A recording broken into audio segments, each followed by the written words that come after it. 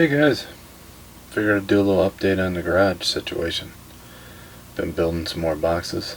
As you can tell, these ones are a little bit different than the last one. I found some people who are sharing images online of boxes, and I figured I'd print it out and give it a shot, and I was quite happy how it turned out. You can tell I got some Gateway computer boxes and a Dell box, Amazon.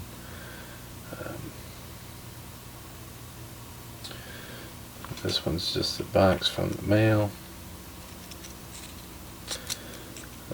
Got some Corona Light. Here's a U.S. Postal Service box. Got the U.S. Postal Service logo on it. Probably a model in there. Same with the Amazon. That damn mail lady smushed it.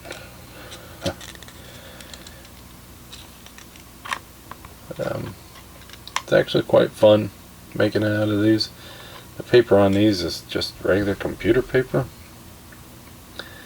and I had to cut these ones out with scissors. So a few of you guys did comment on the cutting out with scissors.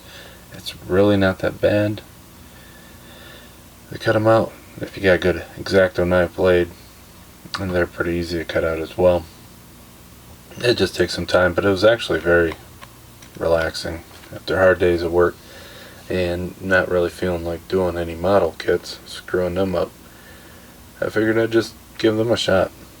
The ones I have with the cardstock, the thicker ones, when I did a tutorial on, I did use the super glue, the extreme power. It worked really well because that paper was thicker. This will kind of bleed through, and you can see right there by my thumb where it bled through, and same right there. So super glue don't really work on standard paper. So what I found that works out really good with this is the tacky glue you can get anywhere. Alright, let's try this again. I just recorded about 12 minutes of film and didn't have the record button on. Ain't that fun? Well, anyhow, this is the glue I was using. I find it anywhere. It's thick enough not to bleed through the thin paper, but it's tacky enough to actually start setting in, maybe a minute. So that way you can just hold it for that minute and then get on to the next one, so it ain't a big waste of time. I think the other, Mod Podge won't hold, and Elmer's glue won't hold, but the nice tacky glue, it's like it says, good and tacky, works out great. So let's show you the garage again. So on the cardboard box tutorial, you guys kind of got a little glimpse on the icon of the garage status, but let me take you around and show you everything I've done in more detail. So here you can see some of the boxes I already showed you. This is the box with the parts in it. I got some oil quartz that came in the kit of all the parts. Down here you have a wire reel and a bucket. I weathered the bench a little bit. I still got to paint the vise. So I spin on over here. You can see the shelf I've been working on. It's got quite a few of the boxes that I've been working on. It has the 5-gallon bucket of Valvoline, and then the box I used the decals on. I weathered up these gas jugs. It had some black wash around it and did some of that weathering like I did on these and on the boxes that Tamiya set. Really adds a lot of life to it. This was up in that 57 Chevy kit, that rusty rat rod project car that I did not too long ago. That one I was going to think about making it into a trophy, like build a stand for it, But I think I'm going to just paint it so it looks like a model kit and have it on the shelf somewhere that he was working on. I got the welder all weathered up and detail painted. Here, where I just painted these buttons, they had another decal that went over that. And I like just rather paint the stuff because I don't have to cut off the buttons, because there's no way in the world that decal is going to set over that no matter what you do. And I got another 5-gallon jug of oil, and the bench seat I did in the old 70s style green. I still got to paint the wheels and everything, but the nice thing about this kit, I leave this sit on the bench. I'm painting the model.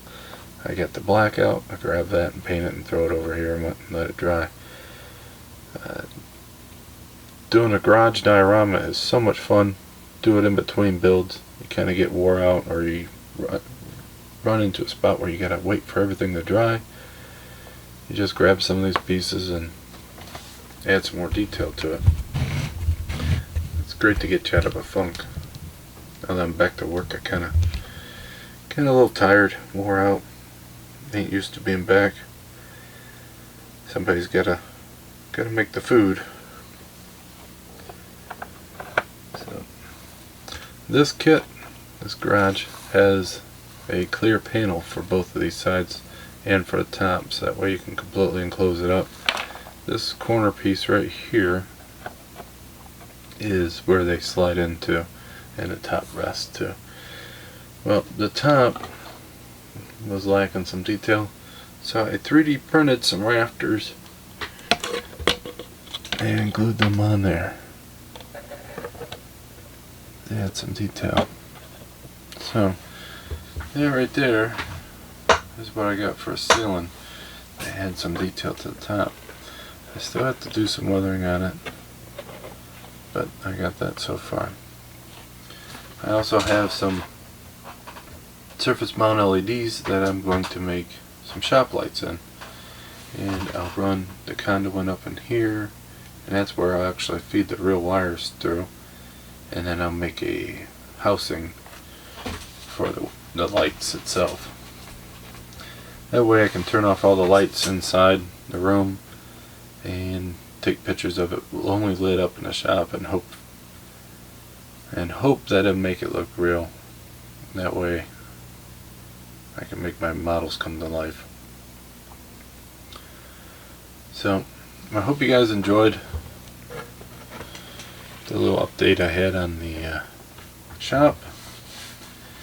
Like I said, it's a lot of fun. If you can ever get your hands on one of these kits, I suggest you do. They usually sell out pretty quick. I got lucky and got mine. I think that they were the last ones, and I've been looking at that website for quite some time, and it was the first time I saw it in stock there, so I hurried up and got them. I haven't seen them in stock since, and that's been months now. So if you do find one and you can afford it and you want it, make sure you grab it, because it might not be available for a long time afterwards.